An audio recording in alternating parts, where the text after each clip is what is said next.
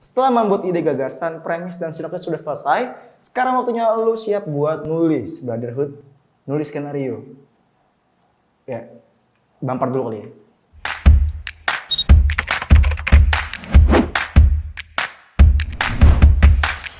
Oke, kita langsung aja. Di sini gue bakal kasih tahapan lu bagaimana menulis sebuah skenario.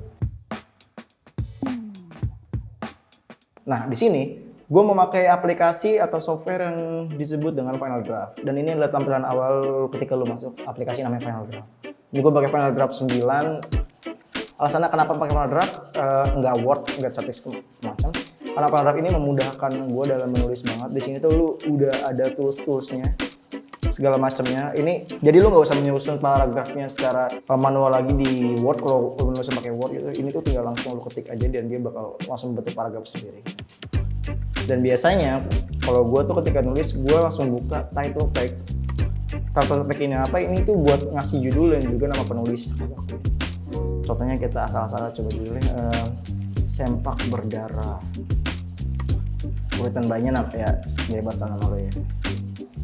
Nah, based on dan if ini adalah cerita lo ini berasal dari mana? Ya ini sebenarnya gak usah di terus juga nggak apa-apa. Tapi kalau lo pengen itu juga nggak jadi masalah. Kalau gue misalkan based on-nya true story. Nah, setelah ini ada tahapan penting di bawahnya ya dulu adalah address dan email. Kalau gue nggak gue tulis alamat gue karena mager banget, jadi gue tulis email gue aja. Nah, gue taruh email. Nah, setelah selesai menulis ini, lu hide dan kemudian lu kembali lagi ke kertas sebelumnya. Nah, hal pertama ketika lu menulis skenario adalah lu harus buat scene heading. Scene heading itu adalah opening scene, kayak misalkan syutingnya di mana, luar ruangan apa dalam ruangan. Kalau dalam ruangan lu tulisnya interior, kalau luar ruangan lu tulis eksterior. Kemudian titik, ini tempatnya di mana, misalkan di taman. Nah, abis selesai tempat dan juga kondisi lu syuting di mana, sekarang waktunya lu nentuin kapan lu syutingnya. Kalau lu syuting siang tulis day, kalau malam lu tulis night. Atau bisa juga pakai bahasa Indonesia, nggak apa-apa juga sih, biar lu gampangnya pagi atau sore atau malam gitu. Ya bebas terlalu. Nah, ini misalkan pagi. Abis ini selesai lu enter. Nah, ini tuh masuk ke tahap action. Action ini adalah adegan yang lu buat. Nah, actionnya ini misalkan Johnny sedang membeli es di taman. Masuk ke dialog. Cara cepat lu membuat dialog adalah lu harus kasih enter dan juga tab di saat bersamaan. Karakter misalkan Johnny. Johnny abis itu lu kemudian lu enter. Ini membentuk sebuah dialog. Ini karakternya Johnny. Dan ini misalkan, apa kabar lu bro? Johnny bertanya, kemudian Michael menjawab gitu. Kemudian ketika lu Michael mau jawab, lu tulis aja si Michael di sini, kemudian dia ngomong apa? Michael. Gue contoh lagi namanya parenthetical. Nih, lu kasih tab, ini dia namanya parenthetical. Baik lo sendiri apa kabar? Gantengan lu sambil menepuk pundak. Nah, parenthetical ini gunanya tadi gue bilang untuk menggarisbawahi gestur yang lu inginin untuk sutradara nanti ketika syuting gitu. Dan ini bisa lu tambahin sebuah transisi. Misalkan lu pengen habis ini tuh transisinya gimana? Katu doang, kalau katu ya untuk scene selanjutnya ya potongan gambar biasa, atau di sini ada banyak, ada fade in, fade out, dissolve, back to. Biasanya kalau lu perlu banget ngasih penekanan kepada sutradara habis ini scene selanjutnya bertransisi kayak gimana, ya lu kasih aja. Tapi kalau katu menurut gua nggak usah sih. Dissolve to, scene 2, interior. Tapi ini transisi ini nggak harus selalu taruh setelah continuity abis yang satu ke scene selanjutnya. Oke, di sini gue ada salah satu contoh skenario yang gue buat.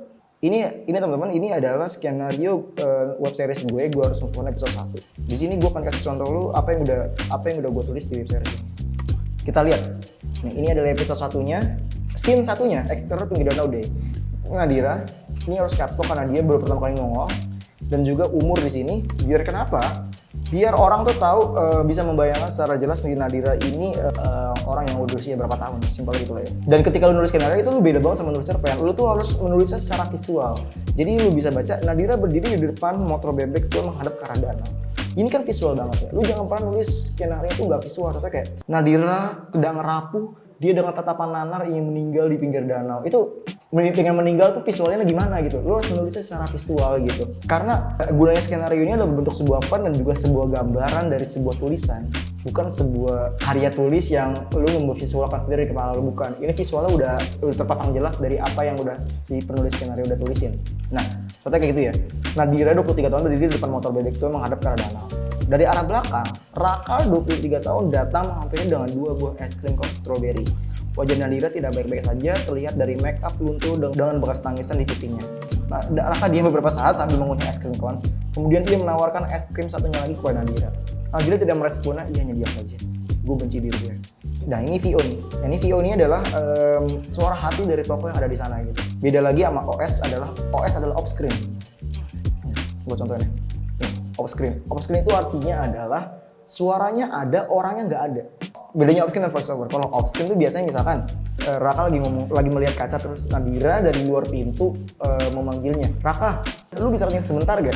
Nah, tapi lu pengen gambarnya tetap ada di sisi Raka. Lu tulisnya si Nadira berarti adalah off screen. Karena lu nggak pengen ada Nadira di sana kan? Lu cuma pengen Nadiranya berupa suara doang. Lu tulisnya off screen.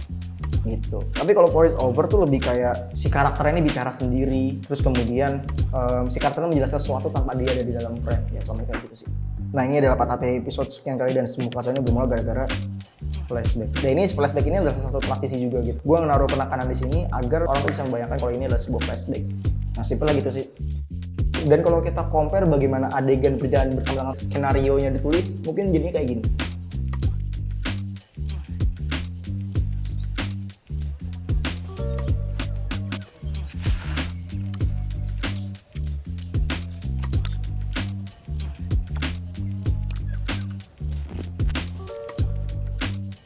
Gue benci Dirga. Wanita dengan muka kecut di sebelah gue ini namanya Nadira. Dia sahabat gue dari belum puber lah pokoknya. Ini adalah Patah Hati episode kesekian kalinya. Dan semua kekacauan ini bermula gara-gara Wifi. Oke teman-teman, sekian dulu episode Film Making Series episode kali ini. Bagaimana cara menulis skenario, dan sampai ketemu di episode Film Making Series selanjutnya. Cabut lu.